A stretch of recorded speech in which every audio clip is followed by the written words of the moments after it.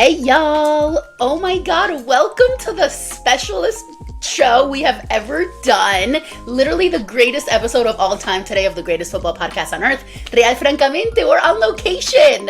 We are on location in another town in New Jersey that we won't disclose because we're influencers and we don't want stalkers. Privacy. Hello. Literally. With literally the most amazing bestie, influencer, podcaster, incredible woman, such a girl's girl is what you are. You think? But, no, totally. Oh my God. You know those people that just lift you up and bring your mood up? Like, that's Vanessa. What an intro. What a powerful intro. Thank you. I love that. I'm so excited. I'm so happy you're in my bed right now. Oh my god, we're in bed together. Look at us. First of all, look at us, okay? The first thing we do on Francamente, by the way, is address the kit of the day. Okay. So, and I know what kit is now because Franca thanks to educated me. Yes. Thank you. Thank you. Y'all, you don't know what you're in for this episode, okay? On that note. But what are we wearing?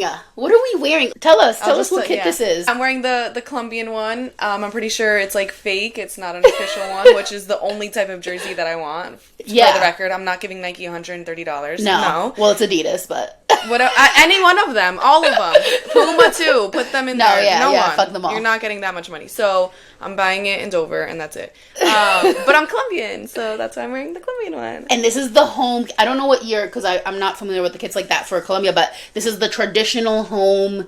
Yeah, like traditional yellow, right? Like we're getting crazy with kits now. Like they're coming out in all these colors. And yeah. I mean, I love it from a fashion perspective, but sometimes you don't know who's playing. It used to be that it's like, oh, if it's yellow, it could either be Brazil or Colombia. At least at the very right. Like now, it's like you truly have no clue. People are wearing mint.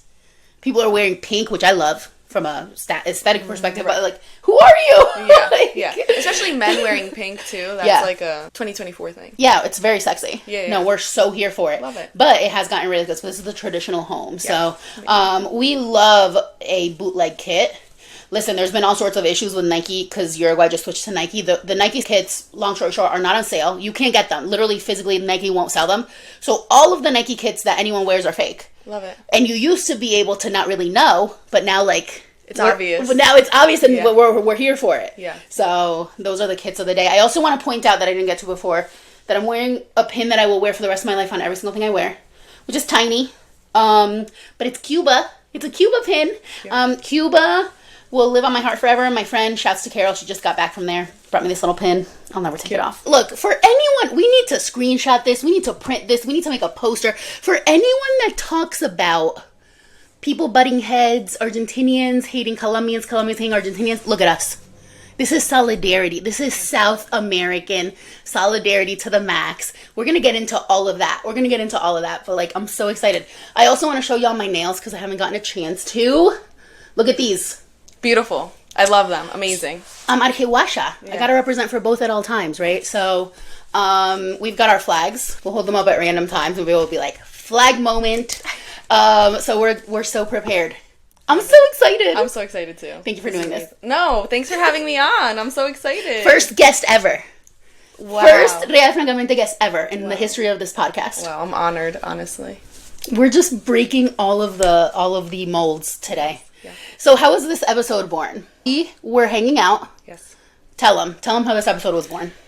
We went to the Uruguayan game together. The first one. It was the first one they played. Who did they play? Hold on, who's in that group? Bolivia, USA, and Panama, was it? Did they play Panama? No, I don't remember. Oh my god, how embarrassing. I think it was Panama because I think Colombia played Paraguay the next day, and I kept saying Panama, Paraguay, and yes, and I did it. And they're in different groups. Yes. So we're gonna say. Yeah, because the U.S. lost. Yeah. Okay, so it was Panama. Uruguay, Yes. Panama, the first one. Yes. And so my boyfriend being Uruguayan, I feel like I have to rep Uruguay. I've also been to Uruguay twice. I've been to Colombia twice. The same number of times. Yes. Look at that. Yes. And like anytime that we go to Uruguay, like we're obviously spending the entire time with like his family and his little niece. So I love Uruguay. And so I like rep it. You know what I'm saying? Like, but I won't rep it if Uruguay and Colombia go against each other. For those 24 hours, I'm not talking to you. I'm not talking to my boyfriend. Dead to me, like Colombia all the way. But I think that's if how it happens. Yeah, I hope it does. You That'd hope be it fun. does? Yeah, I think so. I would love I that. hope it doesn't. I'm a little scared of Colombia. So exactly, I do hope it happens. No, that's an excellent thing, because it's true. You, first of all, especially in a country like the U.S. where everyone's from everywhere else, you have these, like, not only the country, mixed culture things. Like New Jersey is like that. New Jersey specifically. Because when you go and with Latinos specifically. Yes.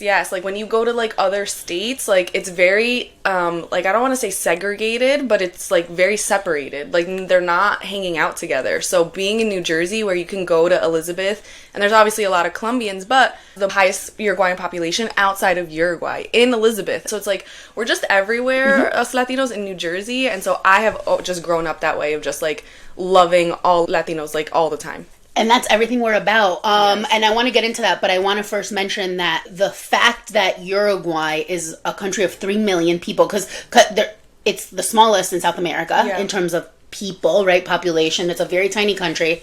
So there's a lot of things that go into that in terms of how amazing it is that there's this football history in such a small country for starters, but then secondly, that there's so many of us outside.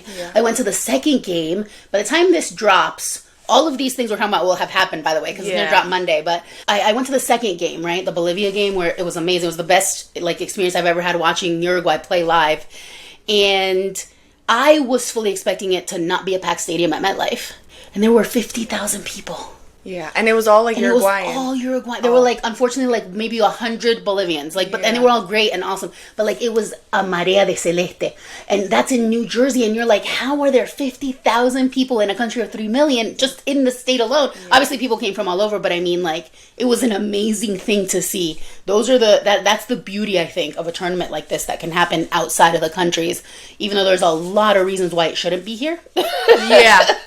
Lots. That was a really amazing thing to witness. And even that game we went to, it was a pretty packed restaurant. Yeah, exactly. And I loved it. And you were celeste. Of course I did. Yes, of course I did. And I think that one thing that I always add for context, which I'm sure your listeners already know, but Uruguay has 3 million people in Uruguay, but there are 9 million people in New Jersey. You know what I'm saying? Yeah. So Uruguay is small as fuck. Yeah. It's not something, I don't think that people really understand how small of a country it is. Right. People don't, and especially football people, because a lot of people are Uruguay fans, even who are not Uruguayan, just because they choose a team for whatever reason, right? Especially when they're from countries that don't have a presence globally in football, truly. So they kind of pick a big team. We were just talking to your mom, and your mom was like, I always cheer for Brazil, right? Outside of Colombia, everyone kind of picks one of the big three that's just kind of natural. So a lot of people pick Uruguay because it's an underdog story, even though they hosted and won the first World Cup. It's small, all this stuff. But because we always have such a presence in football globally, big name players, no one thinks it's a tiny country, right? Until you do that research. And I mean, I met a guy in Liverpool who said he had gone to Uruguay because of Luis Suarez, who played in Liverpool. People really get but when people are in, they are in for Uruguay, and I think that's beautiful. And I think it happens to an extent with Argentina too. And the reason I chose an Argentina kit today is because they play today. But also I've been doing a lot of repping for Uruguay, a lot more. I never did my little makeup for an Argentina game yet, so I was today's the day, and they play today. And look, Argentina is the current world champion. Argentina is the current Copa America champion. Everyone has them as a favorite. I never assume anything until the games happen. Yes. Because that's the one thing that I think differentiates us a lot of the times from other countries, is that people will talk shit, then you look like an idiot. Yeah. So I will stay calm. I'm look, people are we're gonna win. I'm you don't know that. Yeah, that's crazy. But you truly don't know that. I always say this, but it's not logic. Football is not logical. Yeah. If it were logical, you would look at a piece of paper and it would say, oh, Messi's on this team, here go the points. Then what's the point of playing a game? Anything could happen at any point. So so I was let me ref for Argentina today, because I haven't yet. So we'll see. What time is the game? 9 p.m. Oh, God. So we've got so much time to pregame. Yeah. So we're at this restaurant, and Vanessa was asking all these amazing questions during it, and we kind of got to talking about the podcast and what were some of the things that you said about asking questions, feeling safe, that kind of thing. Well, I didn't want to bother you during the game because I know that, like, like, when Colombia plays, I was telling you, my anxiety goes, like, 1 or 2 notches up. Like, I'm not losing sleep over this. I'm just excited for those 90 or 100 minutes. Like, I don't, like, actually care. But so during the game, I was like, I have questions, but I don't want to bother her. So I kind of, like, started taking, like, mental notes. So one of them was, like, offsides. Like, and people have explained it so many times. And I just... Maybe the problem is, like, I don't understand why we need the rule to begin with. Like, maybe that's the gap, because my understanding... I'll explain it first. Okay, and then so before you explain it, because this is a brilliant question, and I just have to tell y'all, when I got the list of questions, I lost it. When I saw some of them, I was like, this is so cute. But I want to just give a little bit more context just before we get into that. Yeah. That, like, the whole thing about not asking questions and everything while I'm, like, really nervous. But then the idea was that, like, we have this safe space created for women. Yeah. Because where else could we ask these questions, honestly? And some of it's going to be, like, jokey, silly, and stuff like that. But, like, truly, like... when you have a podcast or like men in a football space, like, you don't feel safe, even as a person who knows. Right. I still don't really feel like if I'm in a space with all men, they don't care about your opinion. Right. You don't know. They're going to try to test you. They think that, like, your dad taught you, and so your dad doesn't know, and it just turns into, like, this big, like, drama that doesn't need to be. So that's why I'm like, let me ask you all these questions. Yeah. And on the podcast too, because girls can talk about soccer and we can, like, get into it. Girls can talk about everything, and we don't need men to validate us. Yes. So that's when we were like, we're doing this episode, okay? We're going to address all the questions. And, like, look, I'll tell a little bit of this, like, after we discuss the offside question, but, like, men... a lot of the time are just pretending to. Yes. Like, they almost overcompensate. Of course. With confidence. And this applies to so much stuff, you know. I know we've both used this expression of channel the confidence of a mediocre white man. Yeah. Because, like, they truly will just apply for any job, whether they apply to them or not, and they'll get it a lot of the time. So we're all working on trying to, like, get a little bit, because women, and especially marginalized women, Latina women, we tend to not apply unless we fit every single description, 100%. Right? So that applies to football spaces. Like, men feel entitled to the spaces. And then if a woman enters, men feel entitled to test us. Yeah. They're like, oh, you like football? Name every player ever. It's like, well, you name every player ever. Yeah. Like, right, let me test you. And so this is a space where we don't deal with that condescending bullshit. But these are questions that truly, if you didn't grow up watching the game, you wouldn't know, right? And a lot of them are also silly and hilarious. So, offsides. It's the number one question we get in any sort of space where people enter to watch football as newbies, right? It could, regardless of the gender. And I think it'll be so fun to hear what you think it is. So offsides. I think that offsides is when the goalkeeper is here and the defense is here. The offense person who's trying to come in, they cannot pass a defense person. If they are past the defense line and they get the ball, that is offsides. Goal, defense, offense comes and they're, like, in between the defense and, like, the goalie. That's offsides. Okay. Is that right? So it's a start. Okay. It's on the right track. I love that. I think it's so beautiful. I'm going to give a lot of shouts out today because I did so much research for this episode. Really? And in the following way, I messaged a lot of men I care about. So not like any man that would be condescending, like men that are, like, cool dudes. Right. And I was like, can you mansplain offsides to me? Okay. Yeah. I specifically asked for it. So thanks, y'all, for those of you that did it, because I wanted to see what they would say. Because here's the thing that happens, right? When you're an expert in something, when you're, like, in something so heavily, you don't talk about this is what I love about this idea too. You don't talk about the, like, beginning entry level stuff. Yeah. We don't sit around and go, let's discuss the offsides rule. Everyone just kind of knows it. Yeah. And then now with VAR, it has added a whole new dimension, right? So I was like, how would they mansplain it? And so it was an awesome kind of, like, start to thinking about what offsides is. And one of them very candidly admitted that they truly don't know the rule. And this is someone who is brilliant, who I admire so much, is literally, I go to him for every single thing, right? Yeah. But the reason that he said that is that it has evolved so much since VAR. And also, wait, what's VAR? What's VAR? That's the next question. This is an off list question. VAR is VAR, video assisted referee. Oh, okay. So it started recently, and it's Okay. been controversial since the get-go. Right. We just had a very controversial call. Go Uruguay's way for, by the way, the first time in the history Uruguay has a controversial call go our way. Like, please shut the fuck up about it. All right, y'all get calls all the time. Like, I'm not apologizing for getting a goal. Against That wasn't a goal. It was against the U.S. I know. I saw someone in the U.S. complaining Look, about it. Like, stop it. United Stations, shut the fuck up. That's the title of the episode. No. Shut the fuck up for United Stations. We won't This is get into soccer. that. Get out of this conversation. Get out. Like, You are mind your not business. involved. Like, get out. And so they said, they were like, I don't know the rule. And they didn't mean they don't know the rule. Like, when we're watching, most people will be like, that's off, or that's going to get called back. Like, we know it. But you truly don't think about the rule. You can't, like, verbalize it. You can't, like, explain it. Right. You can't put it into and words. because it's been so long, and because technology has advanced, so it's changed the rules so much to the point where we can't even celebrate goals anymore. Because you don't know. Because you don't know. And it like cuts the whole, like players celebrate, but then you don't want to feel stupid, so you wait, and then there's a flag, there's no flag, there's VAR, it's gotten insane. So that, all of this to preface it to say that, yes, that's the basic rule. I also want us to maybe interject, although there's copyright issues.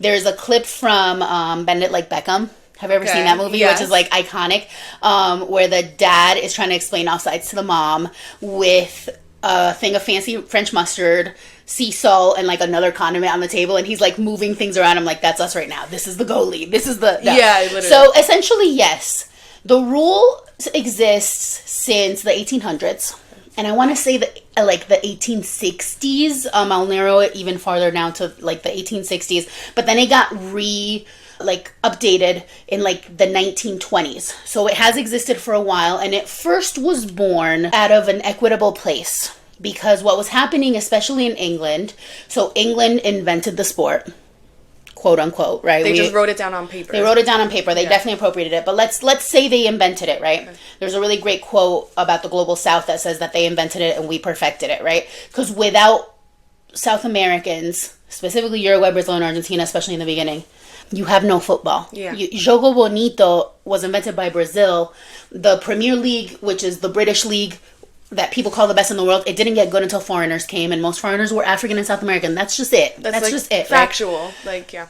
But let's give them that. They put it down on paper, okay? But when it started, what was happening was there was an inequitable, amount of goals happening because they didn't have this rule. So it was just kind of like people would either do really long ball shots, or everyone was sneaking into the goal. There was all sorts of stuff. So in order to make it as equitable as they could at the time, they made up this rule. So the goalie, right? And then, as you said, there can't, the defender has to be the last person. There has to be at least one defender in front of. So it's goal, defender, offense.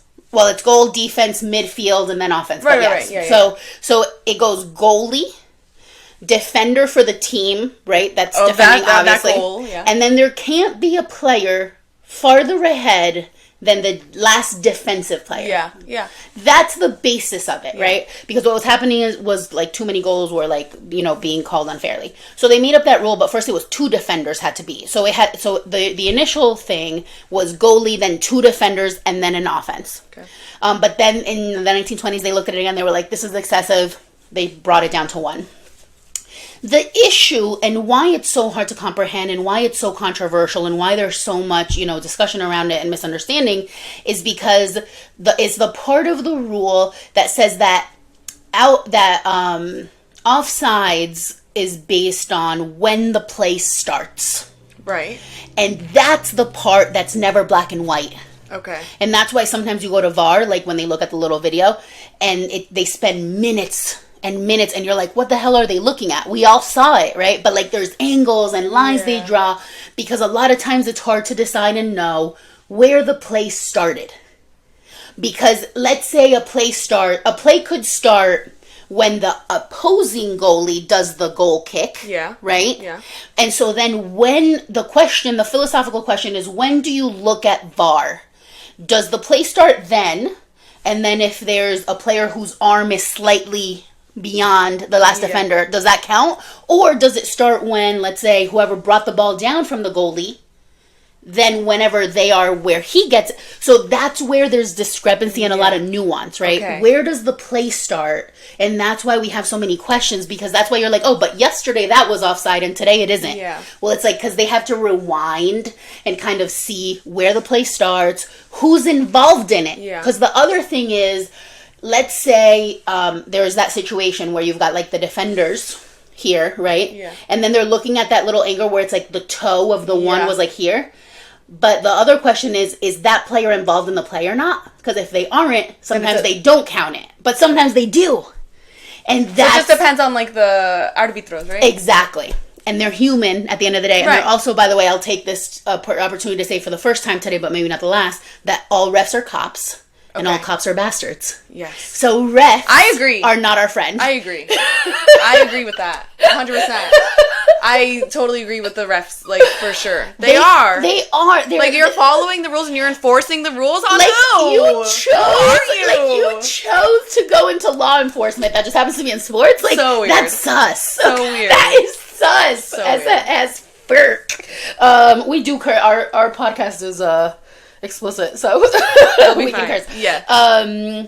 But it's crazy, and so then that's when you start to get those calls for like the refs to be like, yo, what the fuck? You know, there was that whole drama the other day with he who shall not be named on the U.S. team, Captain America or whatever they call him, who's an overrated baby. But You know what's so funny? I don't want to know him and I don't know him. good. I keep it I'm that proud way. of that. I keep don't. it that way. That's the first time I've ever heard calling a soccer player Captain America. You delusional. Delusional, and he's not good, and he's overrated, and everyone is like, oh, he's great. Like, bitch, where? Okay, like, show me the proof. It's not Such there. like an American thing. And it's not even a bias. Like, he Exceptionalism. genuinely is just not good on the world's, like, sport. If that's the best you have, you should be embarrassed and not proud. Is he the best that they have? That's the best that they Like, have. he is the best He that is they the have? best that they have. Ow. And so, like, compared to everyone Right. else, he's terrible. Right. Right.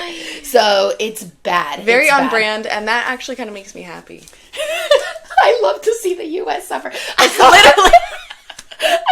meme that had like all of Latin America, and it was like, it says something like, there's a lot of things that divide us, but one thing that brings us together is trashing the U.S. Yeah. I was like, literally us. Like, That's how, yes. it's literally us. Yeah. Like, it's, so that's where you have all that stuff. And so he was arguing the other day with the ref and blah, blah, blah, and it became a whole thing. But, yeah, so I think that the important thing about offsides is that there is a rule.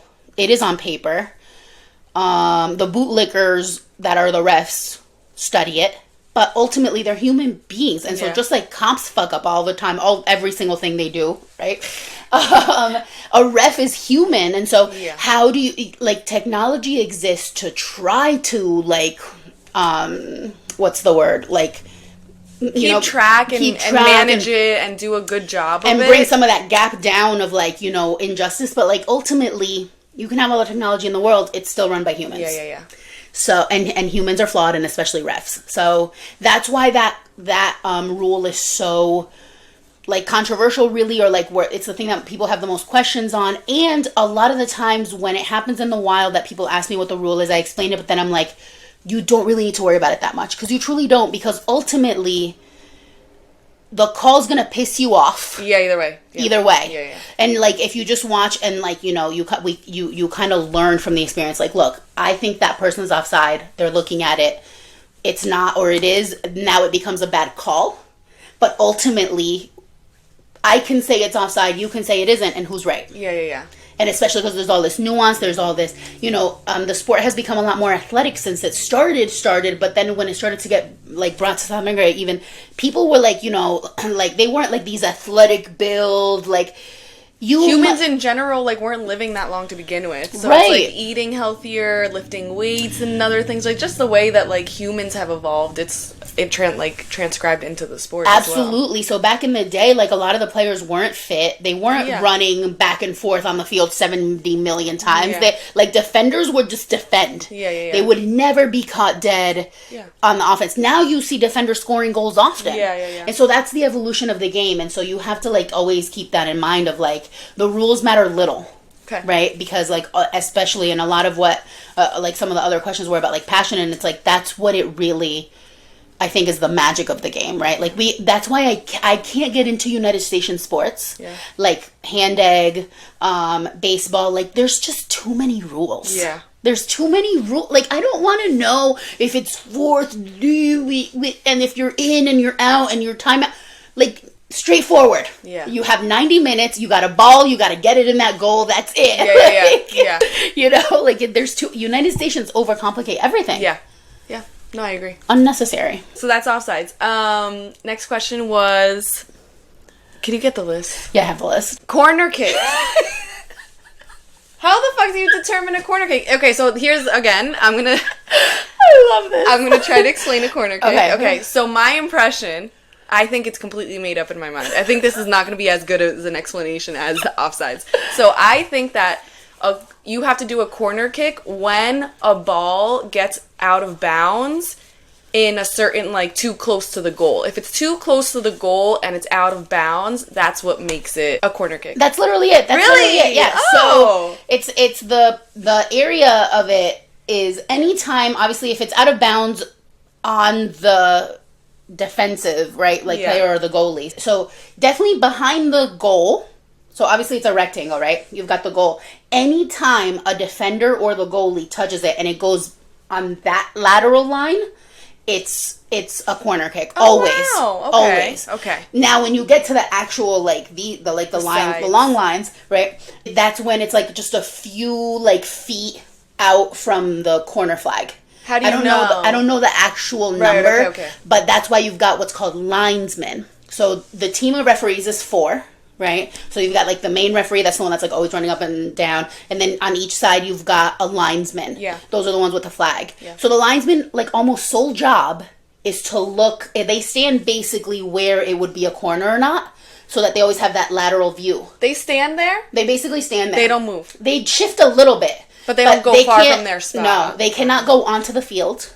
Okay. And they can't go too far down because then you might miss. Right. So they have 2 jobs, the linesmen. One is to call off sides, and sometimes they do, but sometimes they don't, especially now with VAR. And the other one is whether it's a corner or whether it's like a regular out of bounds or a goal kick. So sometimes the discrepancy comes in because let's say someone has a shot on goal and it's not clear immediately if the goalie touched it or if it touched the post or if it hit another player. Yeah. So that's where you have to look at the replay, but the linesman supposedly has the best view, so he's able to call it immediately if it's a corner. Okay. So that's where like the discrepancy comes in, like who touched it last, basically. So then I have another question. Mm-hmm. So the goal kick, I thought that you only made a goal kick when someone fouled you and you were like about to score. So that's a penalty. Right, but then you just said goal kick. Why would they have a goal kick? So a goal kick is a kick that the goalie takes to go to the opposite side. Oh, okay. So if it goes out of bounds and it was an offensive player that touched it, then the goalie gets the ball. And that's when they decide if they're going to do like a short kick or what we call a goal kick, which is a long ball to the opposite side. Okay. So that was an easy one. I mean, and easy in terms of explaining it, but another thing that like has so much nuance because it happens in an instant, right? It used to be, again, it was very much a much slower paced game, but like now you've got these like crazy elite athletes that are running, a million miles an hour, and so the human eye cannot literally process who it touched last, Yeah. So, yeah, that's corner kicks. Yeah. Let's look and see if the next one is my favorite one. Oh, no. Yeah, the next one's good, too. Listen, I love my Latino men. If I ever have a child, my baby daddy is going to be Latino. Period. That's it. Yeah. With that being said, when I watch soccer and the way that they freak out with, like, the tumbling and the yelling and the crying and holding their... I cannot stand it. It gives me little dick energy. Like... You're not gonna, like, eat my ass. You're not gonna, like, last long. You're not gonna make sure that I come first. It's overcompensating. I get it. I can't stand it. Do you agree or disagree? First of all, the LDE, that's a flag moment, okay? Because I agree. Okay, so I love this question. First of all, when you sent it, it said, change my mind. That's why I asked. Change my like. Am I right with hating it, or am I being like a stupid girl? I don't know what's talking. What I'm No. Okay. First of all, you're never being a stupid girl. Okay. So let's get that out of the way. So I agree with you on all of those things. The type of players that do the crying bullshit, the over exaggeration, are definitely LDE motherfuckers. What's that LDE? Are not Little dick energy. that are not gonna do all those things that you mentioned. So there is a it corresponds with like the same people that overcompensate with massive cars, right? But Yes. really, okay. So yes, to an extent, there is caveats. So first of all, like, who are the ones that tend to literally I do not address Rape Naldo by any other name on this podcast, but he literally physically cried the other day. I don't know if you saw the memes. He missed a penalty and literally cried. And it's not one of those things where, like, I think men should cry. I think everyone should cry. Yeah. Crying is a release. But the man is supposed to be a leader. And you are crying not because you missed a penalty for your country, but because you missed a chance to be the hero. Yeah, okay. And that's the difference. So I bring him up because he's one of the biggest, like, crybaby bitches, literally.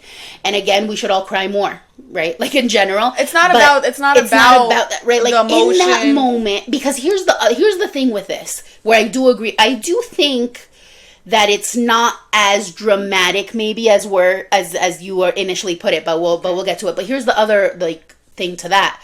People obviously hate women's sports because of misogyny. Yeah. So women don't get paid as much, they don't get the attention, blah blah whatever.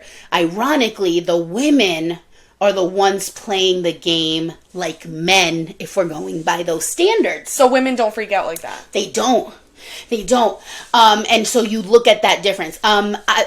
So to go back, so yes, initially it's too dramatic, it's too much or whatever. There is definitely a correspondence, like a correlation between the players who do that crybaby bullshit and the ones that don't. And sometimes I think when we don't have the nuances of the type of players that they are, we might not know that for real sometimes. For example, the rolling around sometimes can get excessive, but a lot of times it's a literal, like, strategy because they're moving at such a fast pace that you could literally get injured. So they roll to, like, kind of like, what's the word? Like, I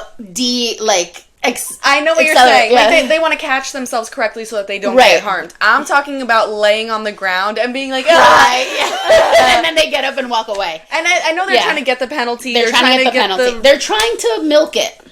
I get it. They're trying to milk it. And so I'm less critical of it as a person that's, like, so obsessed with the sport. But I do know that sometimes it's too much. Yeah. And here's the thing, too, to bring it back to Uruguay for a second. We have our whole thing, which is garra charrua, right? I don't know if you've heard garra charrua. It's like the little thing we say about Uruguay. Charruas were the indigenous folks who got eradicated from what is now Uruguay. Like 100%. So, 100% eradicated. But, like, that garra, they call it, like, it's like the, like that fierceness, right? Still does kind of live in the Uruguay team. Uruguay historically has been known as the team to, like, hit the most and give the most, like, patadas and, like, all that stuff. They've calmed down a little bit with that now. I bring that up because Uruguayans, on the other side of how much they are known for hitting and, like, being, like, you know, rough or whatever, Uruguayans will not cry about, like, they don't do that shit. Like, in fact, the times where they've had serious head injuries, when is the one time that you should get off the field, like, that's when you should freak out.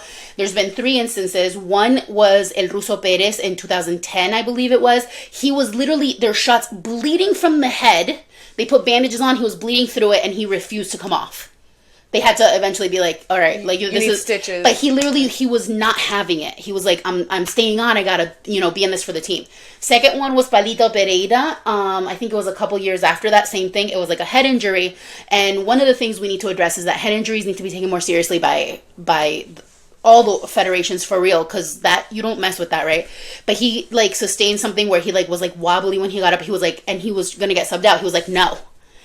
So, because for me, like, I'm always, and this just happened too in the last game, the game against USA, because for whatever reason, the USA went in like fucking, I don't know, like, savage monsters. They were hitting, like, it was like there was no tomorrow. Everyone was like they were killing the Uruguayans, and Uruguayans are not known for doing the drama thing. So when they were down, they were really down. Another guy, he, like, literally, like, we thought he broke his neck. Because one thing football doesn't do is they won't show a replay if it's too bad. If the injury's too bad, they won't show the replay. They didn't show the replay? They didn't show the replay. Oh, no. So we all were like, shit, he died. You know what I mean? Like, people have literally died on the pitch. So when we did see it later, like, on the webs, it was like his hands went wobbly. Like, we were like, he broke his neck. And when he got up, he said he wasn't going to get out.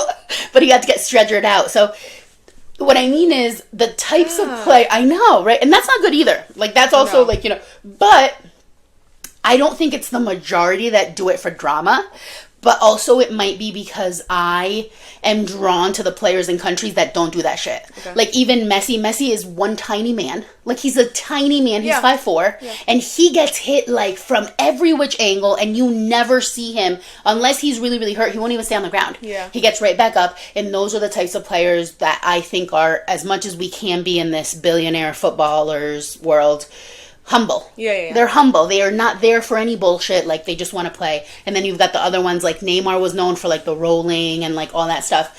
So it definitely is an issue. And I do think it is actually ironically getting better because the women's game is growing. Because now, like, people, and these are, like, sexist things to say, but they're like, oh, you're acting like a girl. And it's like, well, actually, look at the girls. Because they're not doing that shit, you know? So you're acting like a man. Right, like a literal man baby. And so I don't think I'm going to change your mind fully, but maybe you can look at the instances now and be like, I hear what you're saying. I appreciate the perspective. Yes. So we'll start to notice it more if it happens. But that's definitely, like, one of those things that's, like, some people will, you know, hate it, and some people love it, and it's just, you know, it is what it is. Next question, right? Next question. Next question is my favorite. Just read it. Explain leagues. When I got this message, I was like, explain leagues. And I love that question so much. I love that question so much. Do you want to know why that question came up? I want to know why it came up. Because the other day I was watching soccer, and I saw that, like Slovenia was playing someone. I was like, oh, like, Europe is also in this tournament thing that we're doing too. And, like, I posted about that, and everyone was like, no, girl, it's two different, like, leagues. And I was like, oh, I love that for soccer players, that all these things are happening at the same time. Like, good for you, soccer fans. Like, that's awesome. But for me, I'm like, what do you mean? Two things are going? Don't you coordinate? Like, we got July, you got August. It just doesn't make sense to me. I'm obsessed with this because the issue with this is not a league issue. Like, so the question is wrong itself as well. Okay. I'm obsessed with this. This is the thing, is that I love this because, like, people feel comfortable to ask this question. Who else would you ask? I'm obsessed with this. So, but when I got it, I was like, explain leagues. And ironically, that's not a bad question because I've had a situation where I was teaching about the World Cup in a Spanish class. This was a very long time ago. I was teaching at a university Spanish class, okay? And part of my class was always culture. I was teaching about Messi because I was like, it was like a name, you know, whatever. I mean, he's amazing, but, like, I'm not, like, biased. They know him. I mean, I am biased, but, like, I would assume they would know him, right? So we're having this whole little lesson. Someone asked a question. How can he play for Argentina and Barcelona at the same time? Yeah. And I was like, girl. I don't know if it was a girl, but girl's gender neutral, right?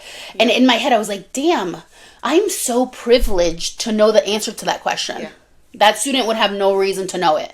So that's when I started to really break it down to be like, some people might not know why Copa America and the Euros are happening at the same time. Yeah. And here's the place. So it's not a league issue, but I will address the league thing, right? Because that is confusing. So leagues exist everywhere in the world. We've got MLS in the US. You know, obviously Premier League, La Liga, whatever. These famous teams that you hear about, Barcelona, Manchester United, Liverpool. And players who are amazing from anywhere in the world play on those teams. So these teams have money to get the best players in the world, and they just pay them money, and there's no rules. Like, if you're from Argentina, you can play anywhere in the world. It's your job. You move for a job, right? Right. That's the league. Right. So that's your job. That's your day job, right? And then historically, every 4 years, there was the World Cup. There's also Olympic Games, which is also national duty. And then Copa America actually predates it all. And then the Euro was born. And so now you've got all these international duty situations where when the World Cup is happening, when Copa America is happening, when Euro Cup is happening, all of your players who are good will get called up to to the national team. So Barcelona, Manchester United, Liverpool, they lose their best players for a month for training, and then they lose them again for another month for training, and then they lose them for the thing. So usually these tournaments happen in the summer because the important leagues in the world, and I say that because shouts to you, MLS, for not stopping play for international play. The important leagues in the world, they are not in season. So they're not missing anything, right? Okay. So normally Copa America and Euro don't overlap like this. And certainly not in the same month. This is, to me, like to soccer fans, this is like Christmas on steroids. Yeah. There was one day I watched football from 9 in the morning to 11 at night with no overlap, okay? Like, that is the dream. Good for you. I love that. We're watching, like, there's all these memes about it. But it's because the Euros were born fairly recently, and like they are on a every, whatever year schedule. Copa America is literally so Latino in that there's no rhyme or reason. Like it was supposed to at one point be every 2 years, then every 3 years, then every 4 years. In the last 9 years, we've had 5 Copa America tournaments. So like there's no rhyme or reason to it. So this one happened to fall. Just vibes. Just vibes. And you know what? We love that for us. So Copa America is going on, right? We're going to these Uruguay games, whatever. And then you're seeing Italy play and you're like, whoa. I was like, I wonder if like Italy is going to play Colombia at any point. It's like, no, not until the World Cup where that does happen. Right. Earlier in the year, we had the AFCON, which is the Africa Cup of Nations. So every continent has their own continental tournament. Copa America is the oldest and most prestigious tournament in the history of the sport, and that's not debatable. And that's only LATAM. That is only South America historically. Okay. But because of money and corruption and FIFA, they have more often than not started to invite more and more outsiders, and I don't like it. And outsiders include North American and Central American teams and Caribbean teams, unfortunately, because they have their own federation. Yeah. So they're trying to infiltrate ours. Clearly, they can't cut it because there's only 2 CONCACAF teams left. So go back to your own Fed and leave the big boys one to us. We got it. I think it's like a humbling experience. It is for them. You're right. I kind of like enjoy that they go and they don't win and they don't do well. Because I'm not going to name any names outside the U.S., but there are teams that believe themselves to be so good, right? And then this is the shit that proves that if they actually played in a real federation, they wouldn't even make it to the World Cup ever. Yeah. So like, yeah, you're right. It is a good thing. So that is how those games can be happening simultaneously, especially because the Copa America goes on just vibes, but we enjoy it as the watchers of the sport. Yeah. As long as Colombia's in it, I'm good. I'm watching. Yeah. You're watching. Yeah. The next one. I wanna. So what if we like combine all the rest of them? 100%. Because everything's connected, right? Yep. So like so we've got questions about Puerto Rico. One is, does PR have a team and their flag history? Because I think that's really important. There's questions about latinidad in the U.S. and why we go so hard for the culture. There's questions about immigration. There's questions about, treatment in the U.S. And I think all of those are the perfect, segment to combine and, make it, right? Like, the strong conclusion for today's show. But why did you ask specifically about Puerto Rico? Tell me a bit about your rationale.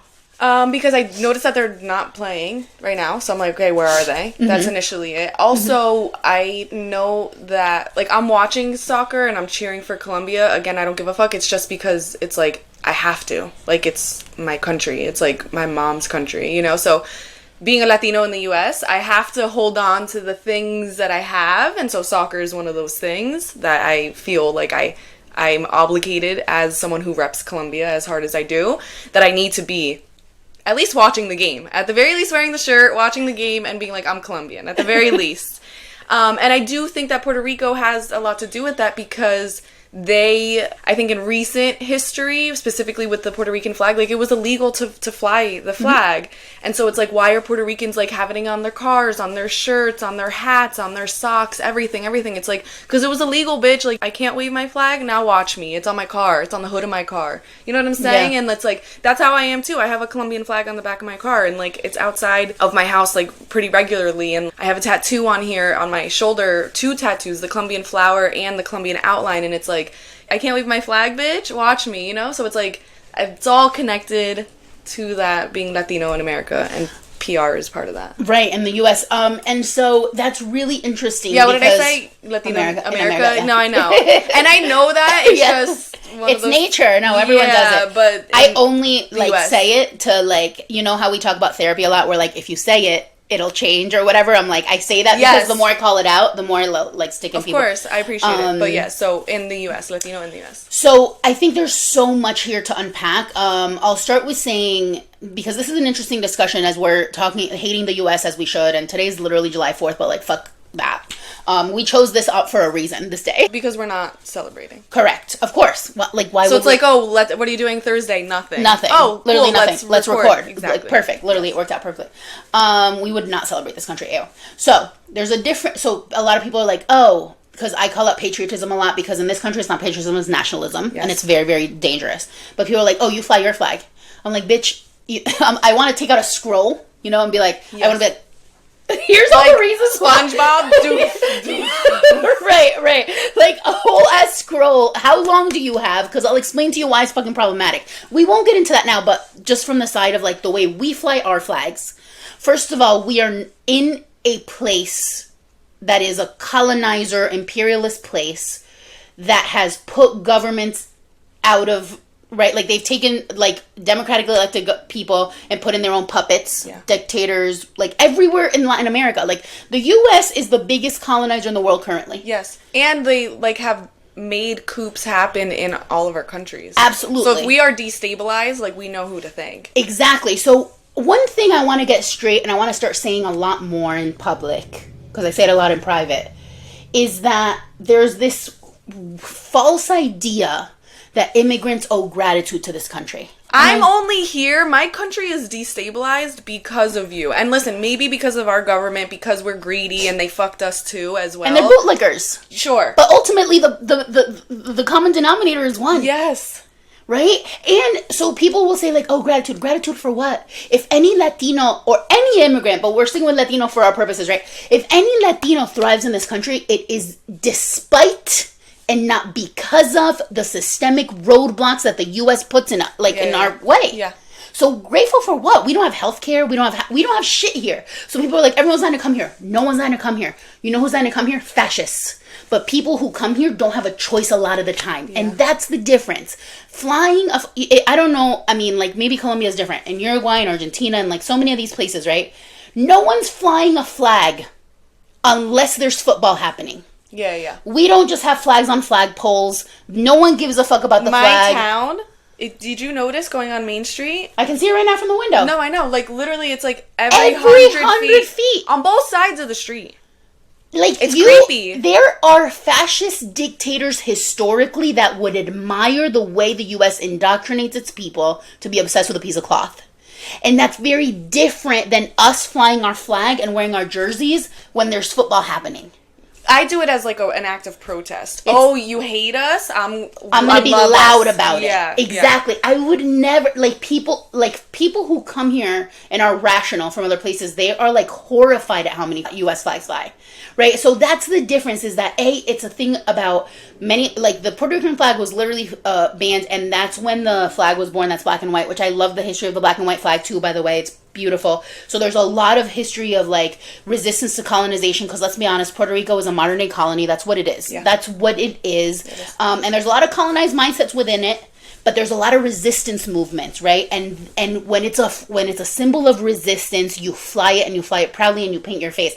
I had cousins that came here from Uruguay. We went to the game at MetLife. It was amazing. It was beautiful. A great experience. But their thing was like, in Uruguay, none of this, like, you go to a game. I've been to games in Uruguay. It's so chill.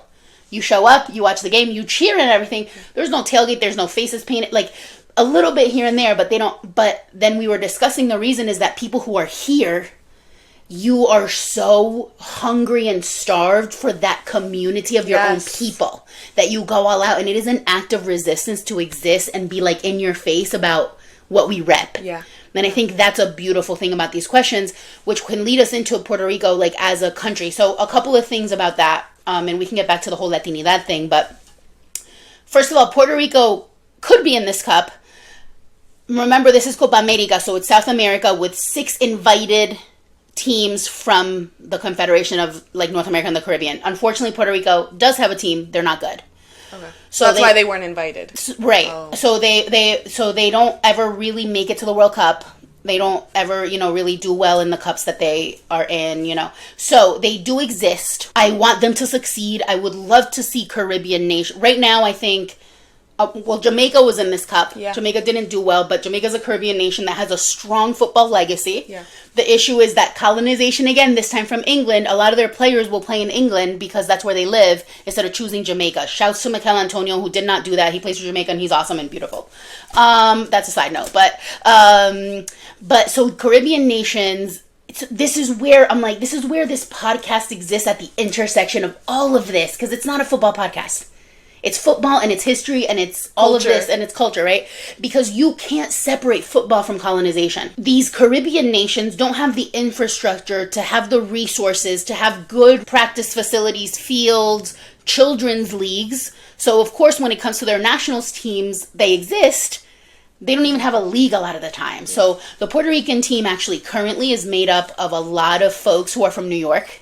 Like men who played in lower division New York teams that like obviously couldn't ever play for the U.S. even though the U.S. sucks, but like they wouldn't even look at second division, but they have a chance to play in Puerto Rico, so they do it and they're proud and everything like that. It's just that we don't see it because they're not good. Yeah. And they're not good because of colonization. That's the difference, right? A lot of people who have these podcasts will be like, oh, they just suck or they this, without looking at the obvious reason why Puerto Rico doesn't have a good team, because they're a literal colony. Right. And we need to change that and abolish it. Yeah. Right? And then maybe we'll see Puerto Rico. But, like, I think it's awesome if they ever do have, like, sometimes they have, like, what's called exhibition games.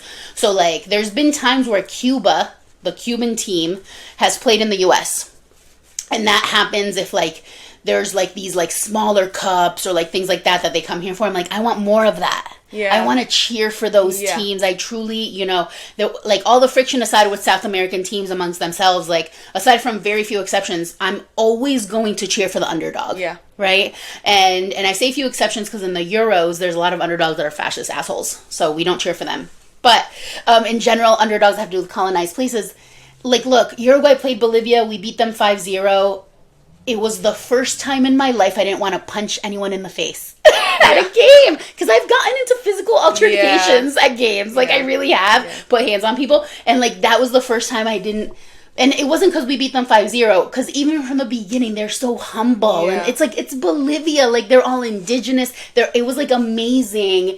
They wanted pictures with us. Like, it was, like, solidarity, like, the true, like, beauty of it. Especially being in the U.S., it's like, oh, we're all here together. Right. Yeah. And I think sometimes the rivalry thing supersedes that, because I think Argentinians and Brazilians would never coexist in that way. Yeah. Even in the U.S. But I think that there is a beauty to looking at a team like Bolivia, or hopefully, more Caribbean teams, and being like, come, I would gladly give up the U.S.'s spot for Puerto Rico to be in this cup. Yes.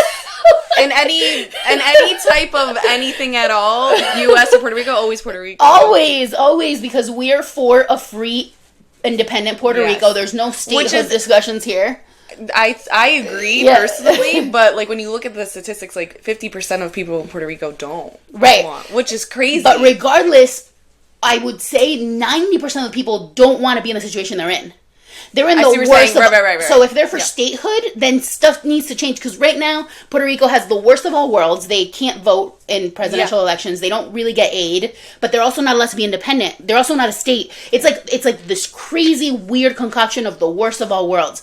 I respect people that are for statehood. I'm not Puerto Rican, so I only look at it from a radical, like, Marxist perspective of the radical Puerto Ricans I know, right? That's what I lean on to.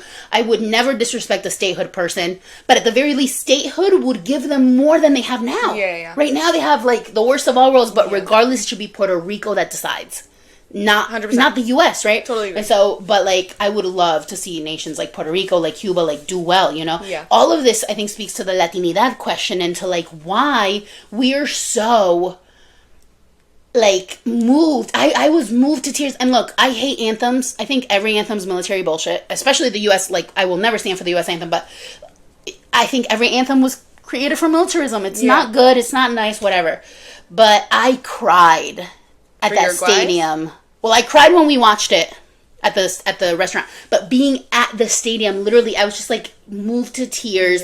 And it's not about the like shit, like bullshit with the anthem. It's that like you just feel this like yearning for your country, this connection with everyone that's there. It like supersedes, right, anything else. Again, in the U.S. and in Uruguay, it would be so cringe to cry at that. Like, no, it does. People are like, whatever, you know, they sing it, but like here, it's a different thing because we're in the colonizing place. Like, it is like every single thing is an act of resistance. And I think that brings us all together here in that latinidad, you know, like pan-Latino. Which I am a huge, like, advocate of that, and there are so many people who, like, aren't. I know that there's so many, like, Latinos in the U.S. that will talk shit about Puerto Ricans and say that they don't speak good Spanish, or Dominicans, they'll say Dominicans, they don't speak good Spanish. Like, what, because I'm Colombian and I use usted, that means my Spanish is great? Like, no, like, it's all different. Or, like, Uruguayans, you guys do the sh sound, so it's like, you're wrong? No. What makes Puerto Rican Spanish wrong? What makes Dominican Spanish wrong? Like, nothing. It's, like, racism, and it's, like, this weird thing of, like, let's talk shit about them and make them look bad because I'm good and I'm different and I'm better. Like, and so it's closer to whiteness, and it's closer to being better, more American. It's just, like, I can't stand that, and I won't do it. Right. That's why I fuck with Dominican shit, I fuck with Puerto Rican shit, like, I fuck with everything. Like, everything Latino, I'm for. Right. To go against the Latinos that are like that as well. Like, because let's remember, there's so much here to unpack. This could be it's really its own episode, but let's remember that, like, I talk a lot about intersectionality, right? Because that's exactly what it says. Our own people can be some of the biggest culprits of white supremacy. Yes. Some of the biggest proponents of it. Because they believe that proximity to whiteness will bring them. And coming from two, like, very white-passing Latinas, right? Like, that proximity to whiteness will bring them some sort of I'm thing. so white passing that I don't even identify as white passing. I'm white. Yeah. Like, when people ask, like, oh, what are you? Like, I'm white, and my mom is Colombian, and it's like, I love Colombia, and I'm Colombian, but also I'm white. Like, especially with my last name, which I'm not going to say on this podcast, but, like, you know what I'm saying? Yeah. Like, I'm a white bitch. Like, you can't say that I'm white passing. No, right. I'm white. Right. Like, and, you know? And from the perspective, and no, I love that, because that's also another thing that a lot of Latinos do. Like, I'm not from here. I'm an immigrant fully, right? So, yes, I'm white, too. And I identify more with the Latino thing and, like, not the white thing because of the problematic thing of, like, United Station whites. But that's so important for people to hear, because so many Latinos will use their Latinidad as an excuse to be racist. Yeah. And deny their whiteness. And so that's why I think it's important for voices like yours to exist and be like, no, first of all, these two things aren't mutually exclusive. Just like there's Black Latinos. Hello, yes. Afro-Latinidad is real. People love to deny that. There's also white Latinos, and there's Asian Latinos. Yes. Because immigration and colonization, it affected the entire continent, right? And so when we're looking at the way that we look at Latinidad, it's not only racist, but it's elitist to be like, that Spanish is right, that Spanish is wrong, that's more Latino than this. If you don't speak Spanish, you're not Latino. If you don't eat rice and beans, you're Latino. Like, there's all this shit, and it's like, look, we're fighting each other. And instead, we could be fighting the system. Yeah. Right? And that's the thing that that like is like, I just want to shake sometimes people. And unfortunately, because this country is such a magnet for fascists, and fascism's global, right? Because the people that come here tend to be already of that mindset of like, free market, whatever bullshit, right? Yeah. Capitalism. So they come here, they're attracted to it. So there's pockets of us that are radical, quote unquote, and I love that word as a positive word, right? But there's pockets of us, but the majority of them walk around like, we're this, like, you should, like, I mean, like, Colombians, Argentinians, like, everyone walks around like, we're better, and this, and reggaeton, and like, there's so much backlash against these cultural manifestations, and it's like, look, I'm not forcing you to like reggaeton. I love it. Let's get some perreo out there, you know. But can we, like, not, but like, talk shit about it to white people? Exactly. Not only not talk shit, but can we not be elitist about it? Can we say, look, it's not for me. Like, my parents love jazz. Any jazz. My dad plays jazz. They go to jazz festivals, blah, blah, whatever. Would I choose to listen to jazz? Probably not. Would I ever insult a genre that was created by black folks as a form of resistance? No. That's the shit you're doing when you talk about reggaeton as if it were less than. Yeah. Because if you're like, salsa is up here, and I love it all. Yeah. Salsa's up here and reggaeton's down here. Do you know how salsa started? Also as music of resistance. Yeah. Also banned in so many places. Merengue, all of it was. So I think that's, and same thing with football, like, that's where you have to understand that the underlying thing has to be solidarity. I'm not telling you to like reggaeton, and I'm not telling you to like Bad Bunny. Well, I am telling you to like Bad Bunny, but you know, if you don't, whatever. Like, we're not friends, but no. You're missing out. At that point. Right, that's a you problem. Like, I'm not telling you, but like, be careful how you talk about it. Yeah. Same thing with foods, where like, oh, our empanadas are the real empanadas and yours are trash. It's like, first of all, give me every empanada. Like, we do not discriminate empanadas here, okay? We'll eat them all. And you could talk about preferences. Yeah. But there is an elitism among us with each other that is like, oh, this is real. This is authentic. This is not. It's like, yeah, baby, you're doing the colonizers' work for them. Literally. Like, I agree with the don't be elite about it and, like, don't shit on someone else. Don't, like, yuck someone's yum. Like, I agree with that. But, like, something about, like, Latinos here talking poorly about other Latinos to white people, I need you to keep it at home. Yes. Like, if they're only Latinos in the room, talk about it. Because we'll talk about it. But if there's white people, because you know what those white people are going to do? They're going to take what you said and repeat it to other white people. And why are you doing that? You're doing, what's the thing that the colonizers' work. You're literally doing you're doing their work for them. You're giving them the things to go run with. Oh, I don't like Latinos. Oh, yeah, see? Look at reggaeton. Oh, yeah, look at Bad Bunny. Oh, yeah. Stop. Don't give them anything more, please. They don't need any more tools in their arsenal. And not only that, but you become a token. So now they get to say, well, I heard that Latino say that they think reggaeton is trashy, and now look what you did. That's exactly the thing where, like, you know, even in interpersonal relationships, like, you're like, look, it happens a lot with siblings, right? Siblings that don't get along, but like we're always like getting bullied by our older or bullying our younger siblings. But if someone outside of that comes in, we're like, fuck no. Yeah. You know, you're gonna have your siblings back. That's what this is. We can talk trash to each other among ourselves.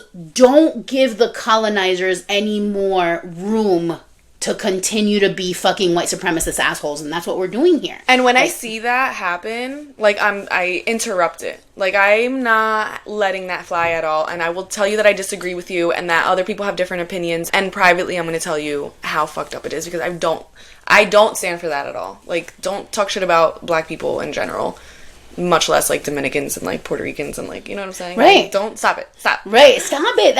I think that's the perfect mic drop moment, like mic drop ending, like moment of the discussion of like being like, look, that's the bottom line of what we're doing here. Yeah. We're joking around, we're wearing kits, we're talking about offsides, but ultimately, why do I keep waking up every single day when I don't want to and making this podcast?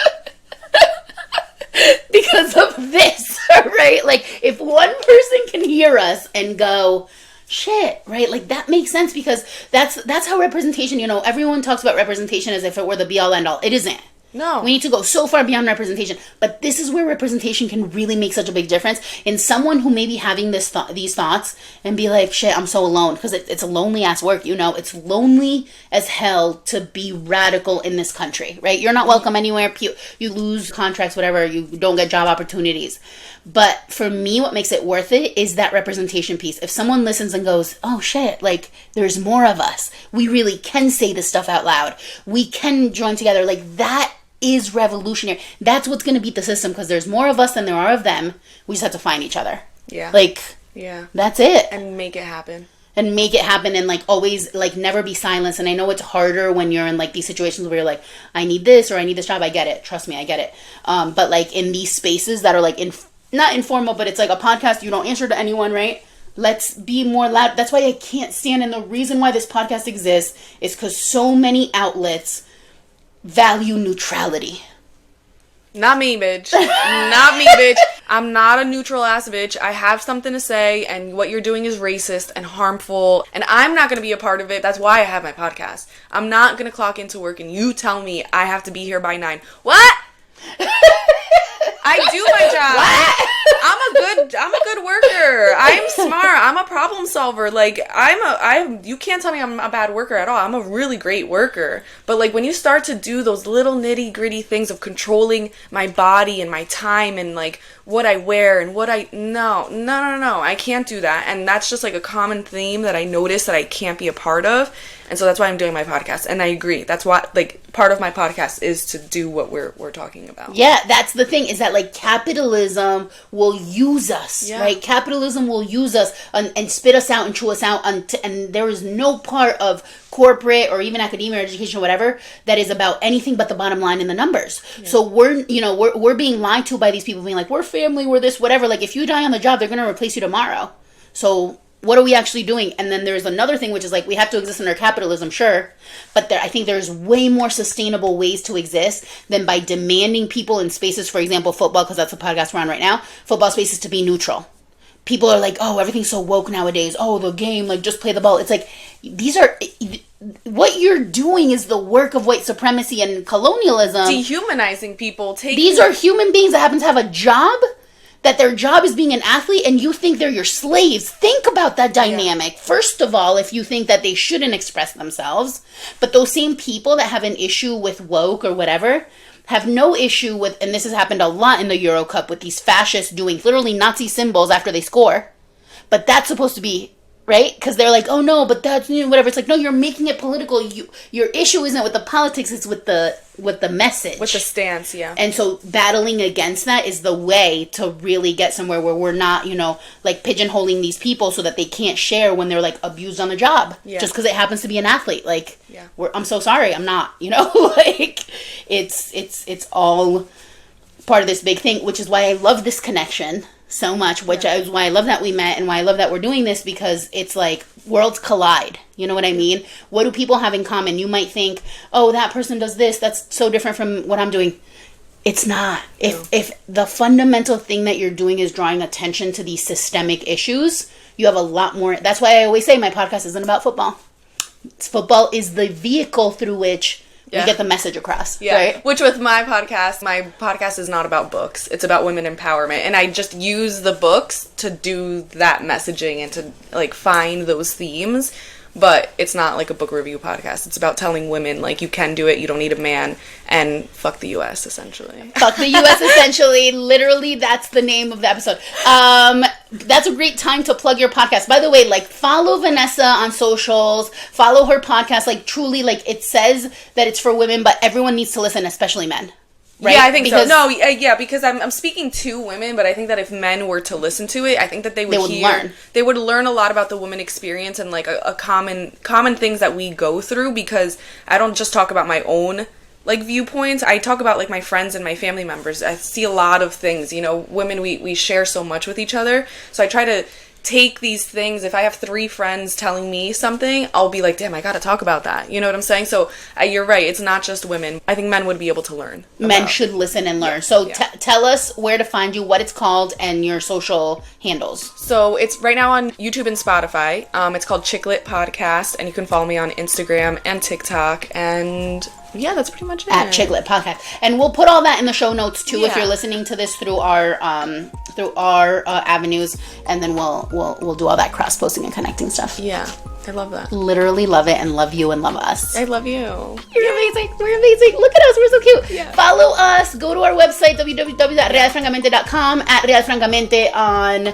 Twitter, Instagram, and we do have a TikTok, but we've kind of neglected it. Tell us if we want us to make more TikTok content, and buy us your football content. Listen to us. Go out there and change the world. Love y'all.